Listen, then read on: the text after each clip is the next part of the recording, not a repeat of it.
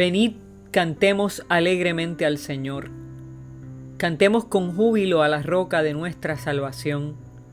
Lleguemos ante su presencia con alabanza, aclamémosle con cánticos, porque el Señor es Dios grande y Rey grande sobre todos los dioses. Saludos hermanos y hermanas, qué alegría que podamos estar aquí un domingo más, celebrando el servicio al Señor y en especial en este domingo que vamos a también celebrar Santa Cena, y se los digo desde ahora porque aquellos que no lo sabían puedan ir preparando los elementos, buscando, puede ser su taza de café, puede ser su vaso, su copa de jugo de uva, jugo de china, su pedazo de pan, sus tostadas. Vayamos preparando la cena para compartirla. El Señor nos invita y ha dispuesto este espacio para nosotros y nosotras para que nos podamos sentar juntos y juntas, sin limitaciones, sin discrimen de ninguna índole. Esta es la iglesia del Señor y el Señor se ha placido que aún en medio de este distanciamiento social, de esta crisis humanitaria, ¿verdad?, que tenemos a través del mundo entero, el Señor se ha placido que ahora la iglesia es verdaderamente es una iglesia verdaderamente abierta, sin paredes, sin ventanas, sin muros, sin bloques. Es una iglesia que permite que todo el que quiera, todo el que desee, puede congregarse con nosotros y con nosotras sin límites ni distancias. No importa en qué parte del mundo estén, no importa sus condiciones. Esta es la iglesia del Señor y estamos felices de poder abrir nuestras puertas para todos y todas, donde quieran que estén y en la condición que estén. Así que con esa alegría, con esa satisfacción nos disponemos en este día a escuchar palabra del Señor a nuestra vida. Aquel mismo día, 2 de los discípulos se dirigían a un pueblo llamado Emaús, a unos 11 kilómetros de Jerusalén. Iban hablando de todo lo que había pasado. Mientras conversaban y discutían, Jesús mismo se acercó y comenzó a caminar con ellos. Pero aunque lo veían, algo les impedía darse cuenta de quién era. Jesús les preguntó: ¿de qué van hablando ustedes por el camino? Se detuvieron tristes y uno de ellos, que se llamaba Cleofás, contestó: ¿eres tú el único que ha estado alojado en Jerusalén y que no sabe lo que ha pasado allí en estos días? Él les preguntó: ¿qué ha pasado? Le dijeron: lo de Jesús de Nazaret, que era un profeta poderoso en hechos y en palabras delante de Dios y de todo el pueblo. Al llegar al pueblo a donde se dirigían, Jesús hizo como que iba a seguir adelante, pero ellos lo obligaron a quedarse diciendo: quédate con nosotros, porque ya es tarde, se está haciendo de noche. Jesús entró, pues, para quedarse con ellos. Cuando ya estaban sentados a la mesa, tomó en sus manos el pan y, habiendo dado gracias a Dios, lo partió y se lo dio. En ese momento se les abrieron los ojos y reconocieron a Jesús, pero él desapareció. Y se dijeron el uno al otro: ¿no es verdad que el corazón nos ardía en el pecho cuando nos venía hablando por el camino y nos explicaba las Escrituras? Sin esperar más, se pusieron en camino y volvieron a Jerusalén, donde encontraron reunidos a los 11 apóstoles y a sus compañeros. En estos días de cuarentena estamos extrañando muchas cosas. En mi caso, en mi urbanización, los vecinos usualmente salen a caminar, es muy frecuente. Salen entre amigos, familiares, vecinos. Se juntan para salir a caminar. Y a mí me es bien familiar verlos porque las ventanas de mi habitación dan para la calle, para la acera, así que los escucho y los oigo con frecuencia. Así que hace poco más de un mes que casi no los veo y casi no los escucho. La Biblia habla mucho del crecimiento que se da en el camino, de los encuentros que se dan en esas caminatas. Caminar se usa como una metáfora de tanta profundidad. Una vez leí algo que me dio mucha tranquilidad porque me hizo pensar que no estaba tan loca. Porque todos tenemos algo de locos, ¿verdad? Dice por ahí un dicho que de poetas y locos todos tenemos un poco. Y leí que este pastor metodista, él contaba y él decía que él oraba caminando. y que todos los días él hacía algo que él le llamaba el prayer walk.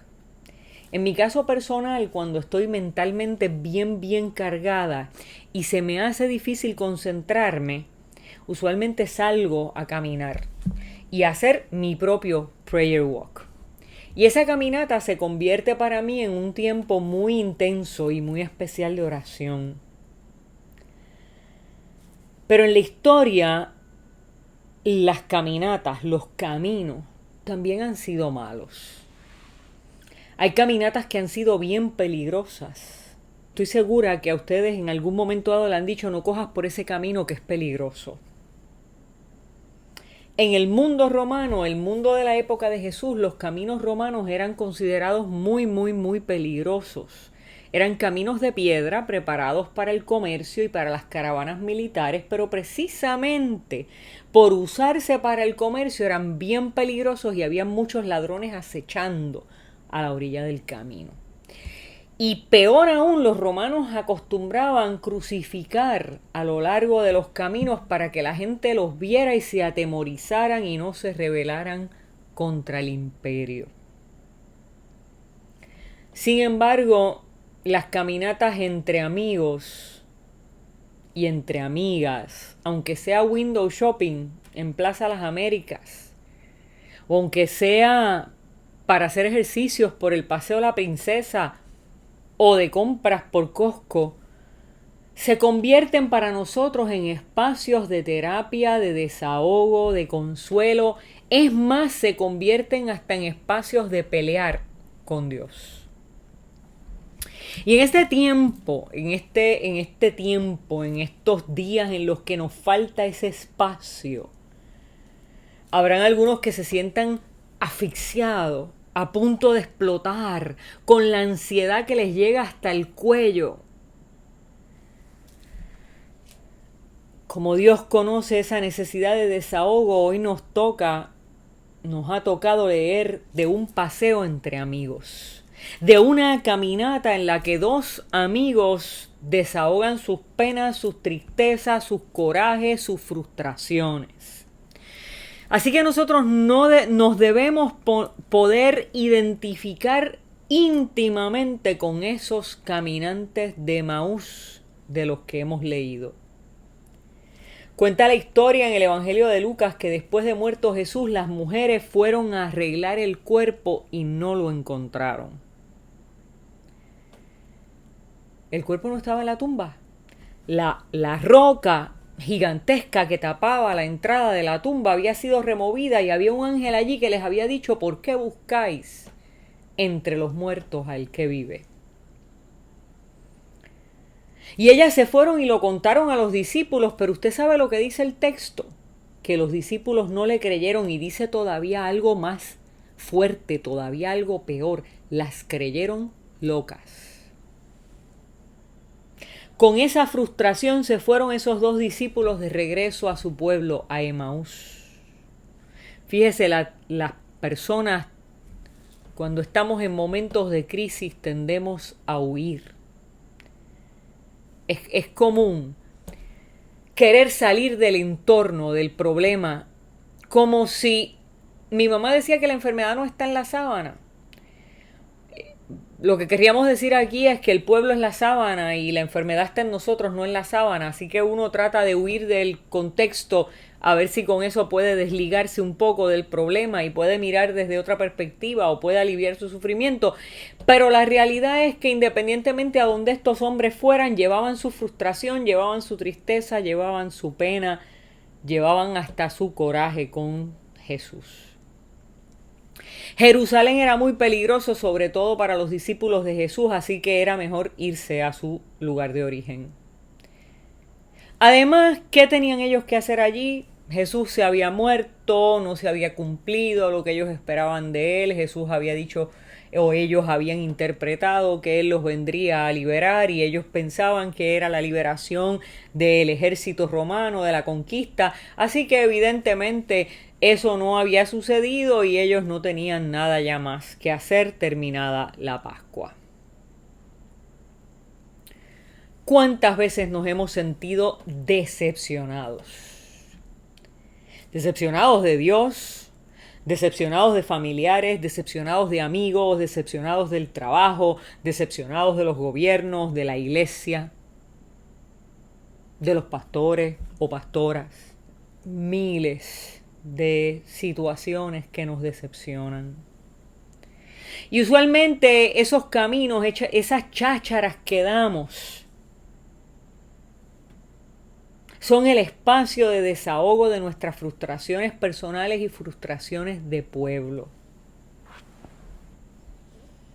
Pero la lección que pudiéramos extraer del relato de los caminantes de Emaús es que a veces la mucha queja, la mucha protesta, quedarnos en la frustración y seguir contando y recontando nuestras frustraciones, a veces hasta convirtiéndolas en un chisme, no nos deja ver a Dios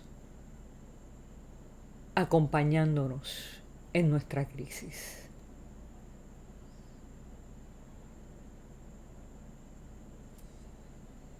Cuando Jesús se unió a los caminantes de Emaús y les preguntó de qué hablan, ellos les respondieron: ¿acaso eres el único en Jerusalén que no se ha enterado de lo que pasó con Jesús? Y ahí comenzaron a revivir otra vez la queja, el desahogo, la decepción. ¿Cuántos de nosotros y nosotras no hemos hecho lo mismo? Quejarnos. Jesús era el culpable de su infelicidad, de su decepción, de su frustración, de su tristeza. Y mire, la culpa siempre es huérfana. La culpa es del esposo, la culpa es de la esposa, la culpa es de los hijos, la culpa es del pastor, de la pastora que no me llama, que no me busca. La iglesia está como está porque el pastor o la pastora no hace nada. Estamos mal en la casa porque el esposo no cambia de trabajo. En otras palabras, todo el mundo es culpable de mi crisis. Y ciertamente hay crisis que tienen responsabilidad ajena, que no tienen que ver con nosotros, que no las podemos evitar. Una enfermedad terminal no la podemos evitar. El coronavirus en términos generales no lo podemos evitar. Estamos haciendo un esfuerzo sobrenatural casi. Estamos haciendo un esfuerzo más allá de nuestras propias condiciones, intenciones, fuerzas o deseos para poder contener un poco el avance de esta enfermedad, pero esta es una de las cosas que no podemos evitar del todo. Pero ciertamente, aunque hay crisis que no tienen, cuya responsabilidad no recae sobre ti y sobre mí, hay crisis que tienen responsabilidad ajena. Pero quedarte en la crisis es tu responsabilidad. Esa sí que no es ajena. Esa es tuya. Esa es mía.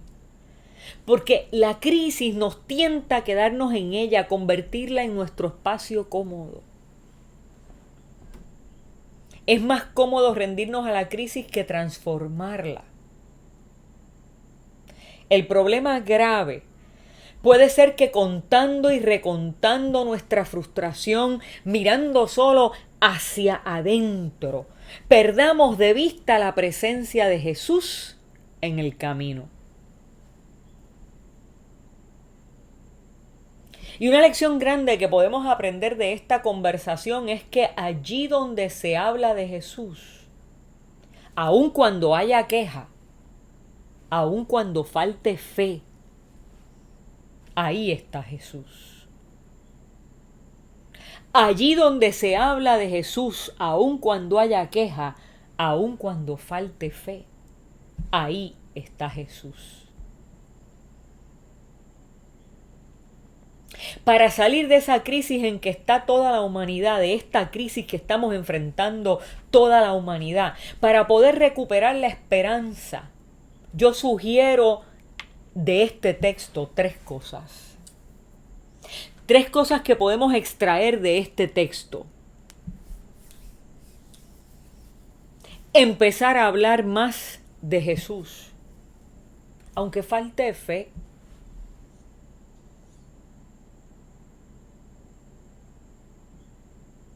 Aunque no creamos, empezar a hablar más de Jesús.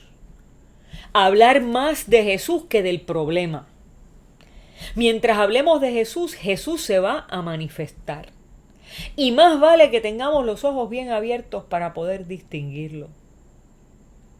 Los ojos que reconocen esa presencia no son los físicos, mis hermanos y mis hermanas. Usted puede ser ciego o ciega físicamente. Los ojos que reconocen la presencia de Dios son los del Espíritu. Son los que conectan la experiencia con lo que conocemos de Dios a través de su palabra. Lo otro que tenemos que hacer o que debemos hacer, conforme a lo que nos ilustra el texto, es escuchar la palabra de Dios.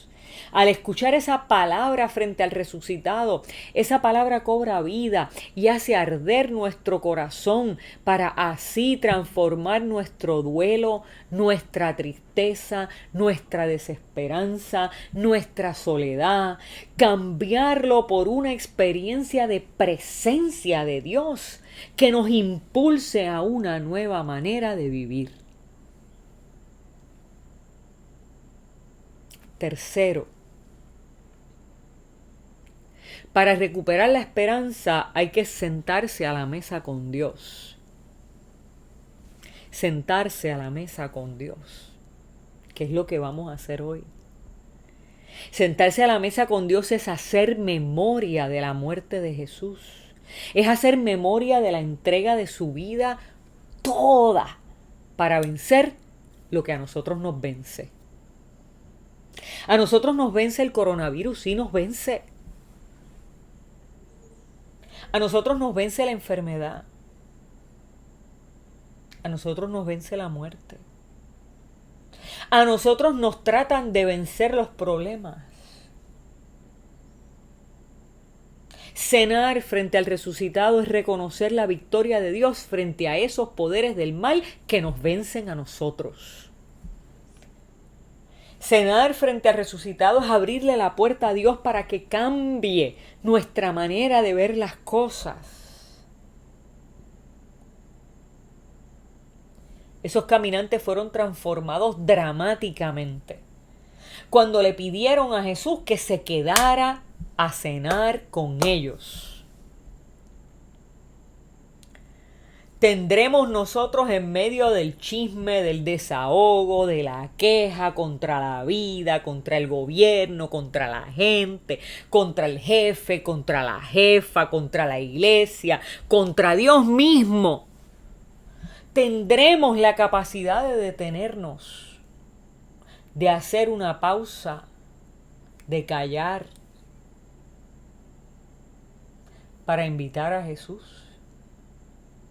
Y que sea Él quien parta nuestro pan, quien nos hable, quien haga arder nuestro corazón.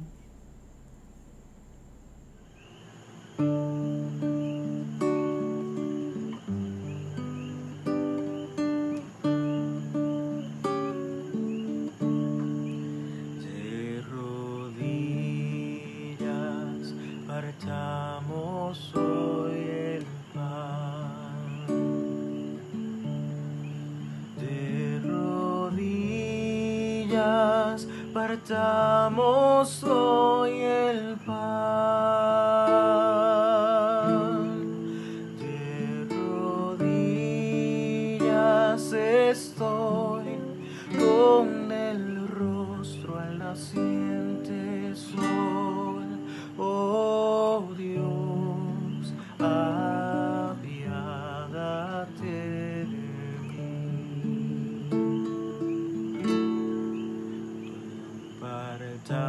Compartamos la copa en gratitud.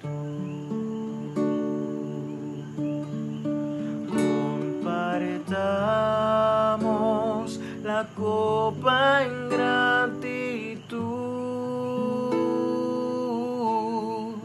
De rodillas estoy, con el rostro al naciente sol. Oh Dios, apiádate de mí. Reflexionemos y dejemos al hermano Carlos Ríos que nos sirva la mesa, para que el Señor parta el pan y pase la copa. Durante esta temporada, en la que en lo personal he estado sentado a la mesa más de lo habitual, por no decir la nevera, me pregunto a qué deberían ser abiertos mis ojos.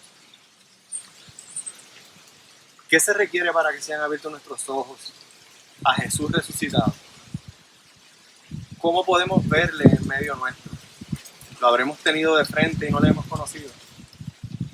Bueno, si Él dijo, lo que hiciera a uno de estos pequeños, a mí lo hiciste, entonces sí lo hemos tenido de frente. El famoso camino a Emaús es probablemente uno de los momentos más difíciles para sus discípulos, pues están frente a la posibilidad de que todo lo que han creído, todo lo que han visto, todo lo que han vivido junto al Maestro, al que ellos entendían que les iba a traer la liberación del régimen opresor, ya no está. Había desaparecido. Al menos eso es lo que pensaban. Sin embargo, Él llega justo en el momento preciso, aunque no les reconozcamos. Al estar en la mesa con Él, luego de pronunciar la bendición, partir el pan y dárselo, es cuando el verdadero milagro acontece. ¿Cuál es ese verdadero milagro? Que les son abiertos los ojos. Y ahí se dan cuenta frente a quién están. Están frente al resucitado. El misterio de la mesa, de comer juntos, toma nuevamente tal importancia para nosotros que me pregunto, si estos caminantes no le hubiesen pedido que se quedara y comiera con ellos, entonces habrían sido ellos los últimos en verle, ya que Él mismo les explicó todo lo que las Escrituras decían de Él, y aunque en su corazón ardía, ellos todavía no le conocían. No les habían sido abiertos los ojos.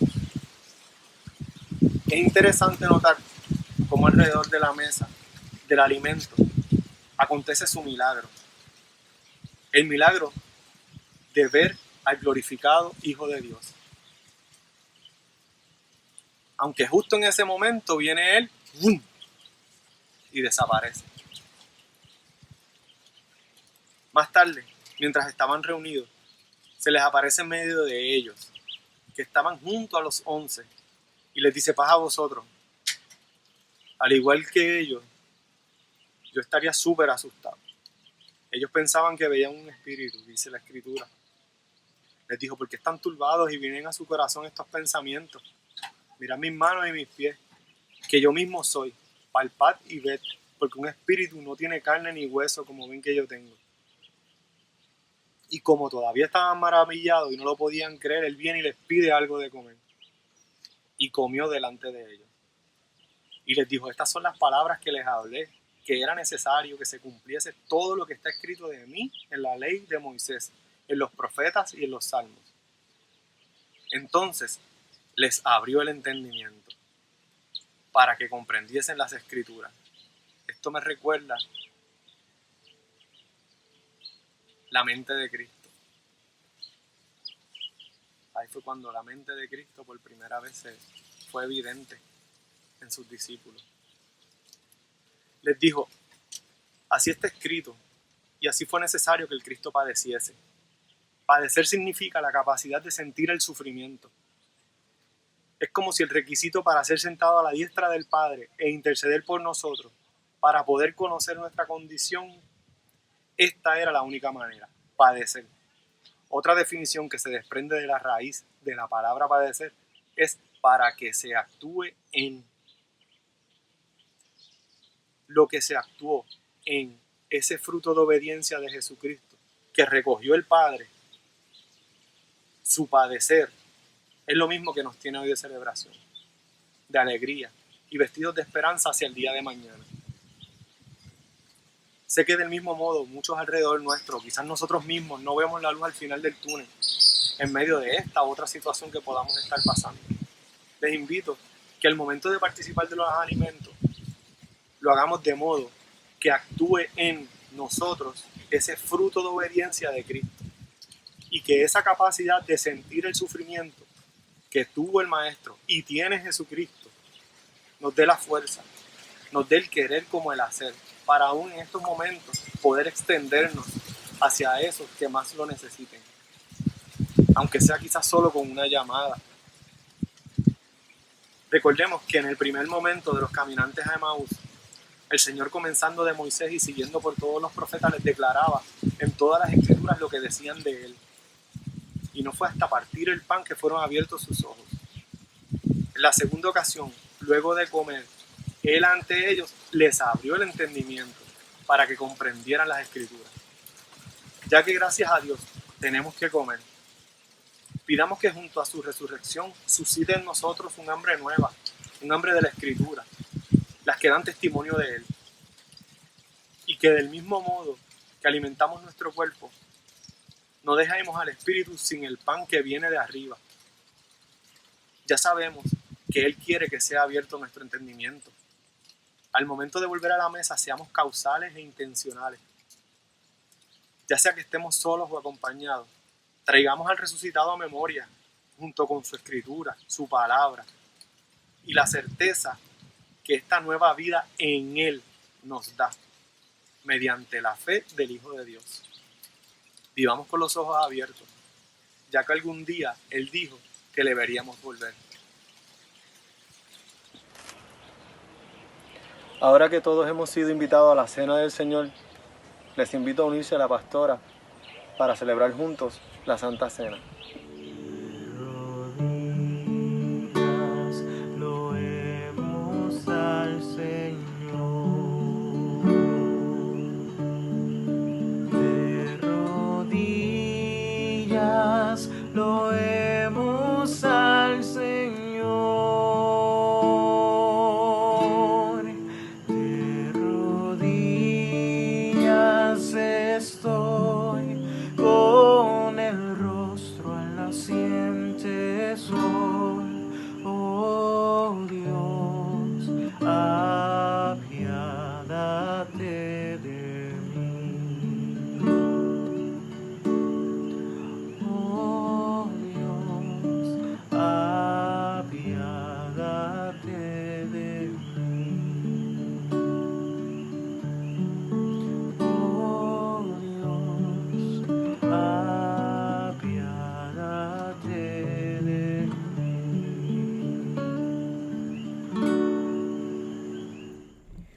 Y ahora que el Señor nos ha alimentado con su palabra, y ahora que Carlos también nos ha retado a buscar de ese alimento espiritual, venimos todos a la mesa del Señor. Como estamos, con nuestras dudas, con nuestras frustraciones, con nuestras peleas con Él. Como estamos. Venimos y nos sentamos a esta mesa que Él nos convoca en este día, con la esperanza de que al partir el pan le podamos ver, le podamos identificar y podamos tener esa experiencia transformadora con el resucitado, que es el mismo que vivió, el mismo que oró, el mismo que murió y el mismo que vendrá.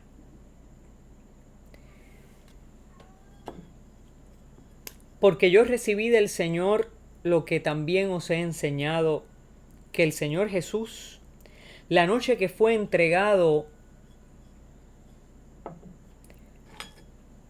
tomó pan y habiendo dado gracias, lo partió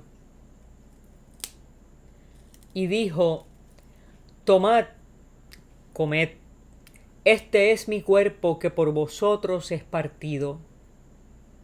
Haced esto en memoria de mí.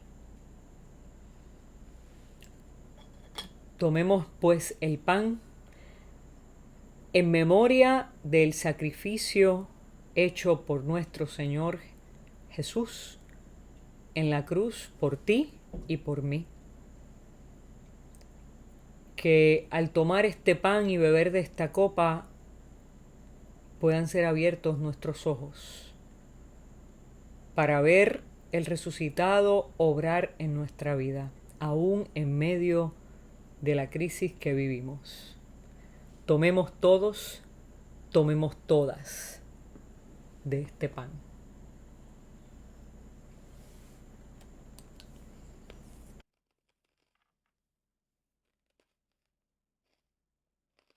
Asimismo, tomó también la copa después de haber cenado, diciendo: Esta copa es el nuevo pacto en mi sangre.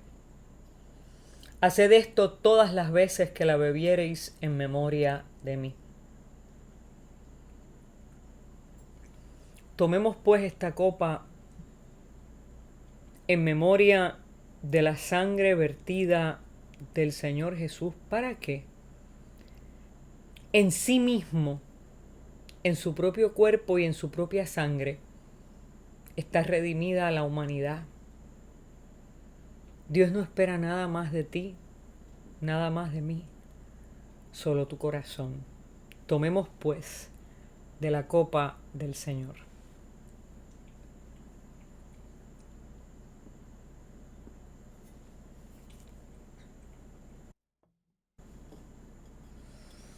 Así pues, todas las veces que comiereis este pan y bebiereis esta copa, la muerte del Señor anunciáis hasta que Él vuelva.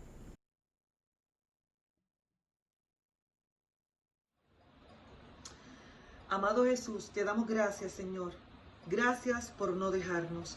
Gracias por acompañarnos como lo hiciste con los caminantes de Emaús.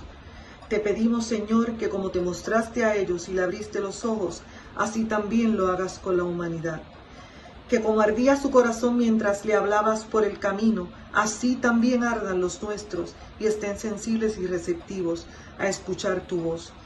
Oh Señor, que nuestros corazones puedan reconocerte en el camino y saber que no andamos solos porque tú caminas con nosotros. Que estemos prestos y dispuestos a recibir las buenas nuevas de salvación. Que aunque el desasosiego, la incertidumbre y el miedo nos invadan, podamos reconocer que tu palabra será nuestra lumbrera y nuestra guía. Te damos gracias, Señor, y te pedimos que te quedes con nosotros hoy, mañana y siempre. En el nombre de Jesús hemos orado.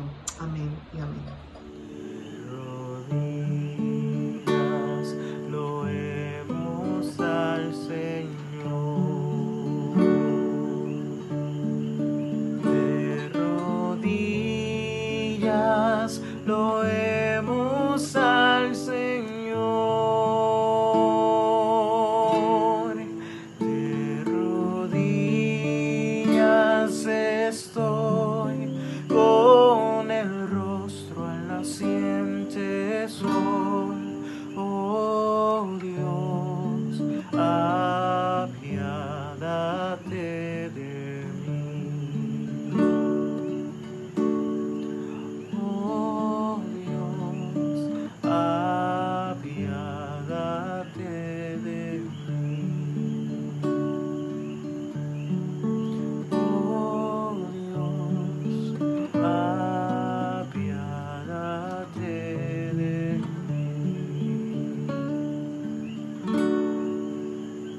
Y ahora, Señor, te damos gracias y oramos por nuestras ofrendas. Ofrendamos, Señor, tres cosas siempre.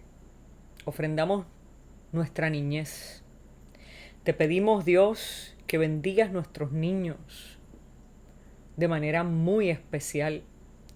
Señor, que prepares caminos de bien y de prosperidad y que esto que hacemos en estos días como humanidad redunde en el bienestar y en el beneficio de ellos del futuro del planeta, del futuro de la humanidad.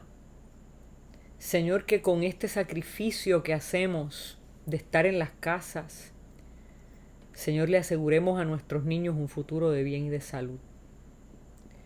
Señor, oramos también presentándote nuestros corazones, que es lo que a ti más te agrada. Te presentamos nuestros corazones, Señor, para que tú nos hagas sensibles a tu voz, para que tú sanes nuestras heridas y disipes, Señor, toda tiniebla de nuestro corazón con la luz de tu presencia. Señor, y te presentamos también nuestras ofrendas materiales, que no son lo más importante, Señor, para ti, pero son un reflejo externo, Señor, de lo que tú has hecho en nuestro interior, y a la misma vez también son una muestra de nuestro compromiso, Dios, con la propagación del Evangelio y la misión de la Iglesia. Te pido que nos hagas buenos mayordomos de las ofrendas de tu pueblo, Señor, siempre. Y te pido que prosperes sus vidas, Señor, y que suplas a toda su necesidad material. Y que aquellos que no han podido ofrendar, Señor, sean prosperados también y reciban, Señor, de tu parte el pan de cada día y lo que necesitan. Señor, y ahora que la bendición de Dios Padre, de Dios Hijo y de Dios Espíritu Santo caiga sobre todos y cada uno de ustedes y permanezca para siempre. Queden en paz, sirvan al Señor, nos vemos pronto. Nos volvemos a ver el miércoles, ¿ah? Nos vemos el miércoles en Palabra Café. Nos vemos nuevamente el viernes en la noche con la transmisión del resumen, ¿verdad?, de lo que hayamos discutido el miércoles en Palabra Café, y nos reencontramos aquí el próximo domingo a las 10:30 y la retransmisión a las 6:30 p.m. también todos los domingos. Les espero y estoy deseosa por poderles dar un abrazo grande, así que roguemos al Señor que pronto podamos estar físicamente juntos, pero mientras tanto hacemos iglesia a través de estos medios. Dios les bendiga. God is good all the time. In all the time, God is good. Dios te bendiga.